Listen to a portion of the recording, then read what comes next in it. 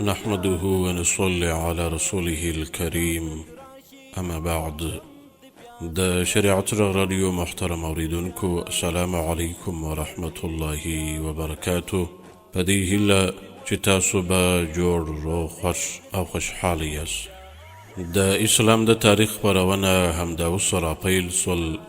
په دې هیله چې د خپرونې تر پای شیبو به راسره ملتیا کوئ. په نننۍ خپرونه کې د حضرت عمر بن عبدالعزیز رحمه الله ژوند. حضرت عمر بن عبدالعزیز بن مروان بن حکم په خلفای راشدینو کې پنځم خلیفه دی. حضرت عمر بن عبدالعزیز رحمه الله د صالح خلیفه په نوم باندې هم شهرت لري. د زیاترو سترو مسلمانانو وینا ده چې راشده خلفا پنځه دي: حضرت ابو بکر صدیق رضی الله تعالی عنه، حضرت عمر رضی الله تعالی عنه، عثمان رضی الله تعالی عنه، علی رضی الله تعالی عنه او عمر بن عبدالعزیز رحمه الله. د حضرت عمر بن عبدالعزیز رحمه الله پلار عبدالعزیز د مصر حاکم و. په 2 هجری قمری کال عمر بن عبدالعزیز رحمه الله وزیږیدی. د هغه مور د عمر فاروق رضی الله تعالی عنه المسی وه، یعنی د عاصم بن عمر فاروق لور وه. د هغه پلار عبدالعزیز تر عبدالملک بن مروان وروسته خلیفه کیدونکی و، خو هغه د عبدالملک د خلافت په زمانه کې وفات سو. کله چې عمر بن عبدالعزیز رحمه الله کوچنی و، نو د کوچنیوالي په حالت کې د مبارک آس پر مخ باندې په لغت وهلی و، نو پر مخ یې د همهغه زخم نقشه موجوده وه. حضرت عمر فاروق رضی الله تعالی عنه مبارک به وفرمایل چې زما له اولادی څخه به یو سړی وي، د هغه پر څیره به یو داغ وي، هغه به زمکه د عدل او انصاف څخه ډکه کړي. چې کله آس حضرت عمر بن عبدالعزیز رحمه الله ووهلی، نو پلار یې د هغه له مخ څخه وینه پاکول او بیا به وویل که ته چیرې هم هغه کس یې، نو یقینا چې ته نیکبخته یې. د ابن سعد وینا ده چې عمر فاروق رضی الله تعالی عنه مبارک به ویل چې کاش کې زه د خپل زوی چې د هغه په څیره کې به یو داغ موجود وي، د هغه په زمانه کې ژوندی وای، چې دی به دنیا د عدل او انصاف څخه ډکه کړي. د بلال بن عبدالله بن عمر رضی الله تعالی عنه پر څیره باندې هم یو داغ موجود و. نو له دې امله خلکو فکر کاوه چې شاید همدا د عمر رضی الله تعالی عنه د زیر مصداق وګرځېږي. خو د حضرت عمر بن عبدالعزیز رحمه الله له خلیفه کېدو سره و ټولو ته دا څرګنده سوه چې د عمر فاروق رضی الله تعالی عنه د زیر تصدیق دا عمر بن عبدالعزیز رحمه الله دی. د دې تر مخه به خلکو په عمومي ډول باندې یادونه کول چې قیامت به را نسي، تر څو چې د عمر فاروق رضی الله تعالی عنه په څیر عادل خلیفه پیدا سوی نه وي. حضرت عمر بن عبدالعزیز رحمه الله خپل پلار په کوچنیوالي کې و مدینې منورې ته لیږلی و. په مدینه منوره کې وروزل سو. د ژوندانه لومړۍ برخه یې د مدینې منورې له فقهای کرامو سره په ناسته ولاړه کې تېره سول. د مدینې له علماو څخه یې دینی علوم زده کړل. په علم، پوهه او فقه کې هغه مرتبه وه چې که چیرې هغه خلیفه نه وی، نو د اسلامي شریعت په امامانو کې به شمیرل سوی وی او هغه به تر ټولو ستر امام وی. هغه پلار په مدینه کې عبید الله بن عبدالله ته لیږلی او د هغه تر سرپرستۍ لاندې روزنه وسوه. زید بن اسلم له انس رضی الله تعالی عنه څخه روایت کړی دی چې لآن حضرت صلی الله علیه و آله وسلم څخه وروسته موږ د عمر بن عبدالعزیز رحمه الله پرته په په بل سړي پسې لمونځ نه دی کړی چې د آن حضرت صلی الله علیه و آله وسلم مبارک د لمانځه سره دی زیات مشابهت ولري. یعنی د عمر بن عبدالعزیز رحمه الله لمونځ د رسول الله صلی الله علیه و آله وسلم مبارک د لمانځه سره زیات مشابهت درلودي. زید وایي چې عمر بن عبدالعزیز به سجدی او رکوع په پوره ډول باندې ادا کوله، خو په ولاړه او ناسته کې به یې زیات وخت نه تیروي. له محمد بن علي بن حسین رضی الله تعالی عنه څخه یو څوک پوښتنه کوي د عمر بن عبدالعزیز رحمه الله په باره کې. هغه وفرمایل چې هغه د بنو امیه نجیب دی او په قیامت کې به د یو واحد امت په شکل باندې راپورته کیږي. حضرت عمر بن عبدالعزیز رحمه الله به د خلافت تر مخه ډیرې ښې جامې اغوستلې، خو له خلیفه کېدو څخه وروسته هغه د خوراک او پوشاک په شیانو کې بیخي د درویشانو رویه غوره کړل. د میمون بن مهران وینا ده چې له حضرت عمر بن عبدالعزیز رحمه الله سره به زیات شمیر عالمان د شاګردانو په څیر باندې اوسېدل. د مجاهد وینا ده چې موږ حضرت عمر بن عبدالعزیز رحمه الله ته په دې فکر باندې ورغلو چې هغه به زموږ څخه یو څه شی زده کړي، خو مجاهد وایي چې موږ له هغه څخه ډیر څه زده کړل. کله چې د عمر پلار عبدالعزیز بن مروان وفات سو، عمر بن عبدالعزیز رحمه الله په مدینه منوره کې تشریف درلودی. عبدالملک د خپل ورور له وفات څخه خبر سو، نو خپل وراره عمر بن عبدالعزیز رحمه الله یې له مدینې منورې څخه او دمشق ته وغوښتی او خپله لور فاطمه یې هغه ته په نکاح کړل. د عبدالملک تر وفات وروسته چې کله ولید بن عبدالملک خلیفه سو، نو هغه عمر بن عبدالعزیز رحمه الله د مدینې منورې والی مقرر کړ. په دې ډول هغه د 80 هجري قمري کال څخه تر 93 هجري قمري کال پورې د مدینې منورې والی و او څو ځل یې د حج د امیر په حیث حج ادا کړی. د مدینې د امارت په وخت کې به ټول علما او فقها له هغه سره یو ځای اوسېدل. د مدینې له فقهاو څخه عمر بن عبدالعزیز رحمه الله یو ټولنه جوړه کړې وه او د همدغه ټولنې په مشوره به یې د حکومت چارې سرته رسولې. د حجاج د شکایت پر اساس هغه ولید بن عبدالملک ته د مدینې له ولایت څخه هغه عزل کړي او شام ته یې وروغوښتی. کله چې ولید اراده وکړه چې خپل ورور سلیمان د ولیعهدۍ څخه لیرې کړي او د هغه پر ځای باندې خپل زوی ولیعهد وټاکي، نو حجاج، قتیبه او نورو د ولید رایه تایید کړل، خو ځینو بیا دغه رایه خوښه نه کړل.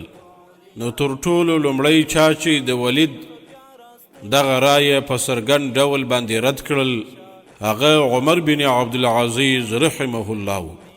نو له همدې امله هغه عمر بن عبدالعزیز رحمه الله بندي کړلی او تر 3 کلونو پورې په زندان کې و او له هغه څخه وروسته بیا د یو چا په سپارښتنه باندې آزاد کړل سو.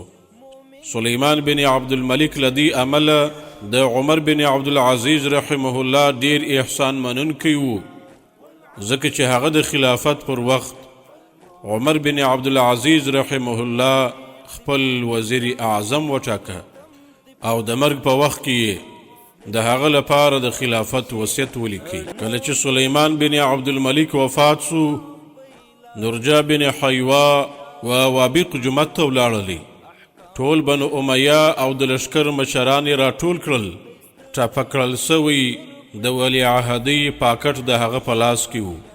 ټولو ته یې د خلیفه د وفات خبر واوروي او د هغه د مهر کړل سوي فرمان په باب له خلکو څخه بیعت واخیستی. بیا یې د ټولو په مخ کې هغه فرمان ولوستی او خلکو ته یې ور واوروه. سلیمان بن عبدالملک په دغه خط کې لیکلي وه: دغه لیکنه د الله جل جلاله د بنده امیر المؤمنین سلیمان بن عبدالملک لخوا د عمر بن عبدالعزیز په نامه ده. ما تر خپل ځان وروسته ته او له تا څخه وروسته یزید بن عبدالملک د خلافت لپاره ټاکلي یاست، نو خلکو ته پکار ده چې د هغوی خبره واوري او د دوی اطاعت وکړي او له خدای جل جلاله څخه وویریږي او په خپل میز کې اختلاف ونه کړي تر څو نور پر تاسو باندې زورور نسي. د دغه فرمان له اورېدلو سره هشام بن عبدالملک ولاړ سو او ویې ویل چې موږ له عمر بن عبدالعزیز رحمه الله سره بیعت نه کوو، خو رجا بن حیوا له زړورتوب څخه کار واخیستی او په ډېره سخته لهجه یې ورته وویل چې زه به ستا غاړه در پرې کړم. هشام چې کله دا خبره واورېدل نو خاموشه سو.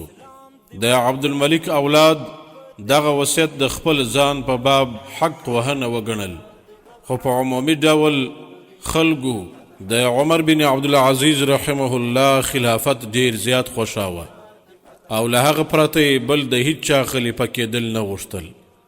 و بل طرف ته چې تر عمر بن عبدالعزیز رحمه الله وروسته یزید بن عبدالملک ولی عهد ټاکل سوی و، له دې امله به د عبدالملک د اولاد یو څه تصاله کېدله چې له عمر بن عبدالعزیز رحمه الله وروسته به خلافت بیا هم زموږ تر کورنۍ پورې خاص وي.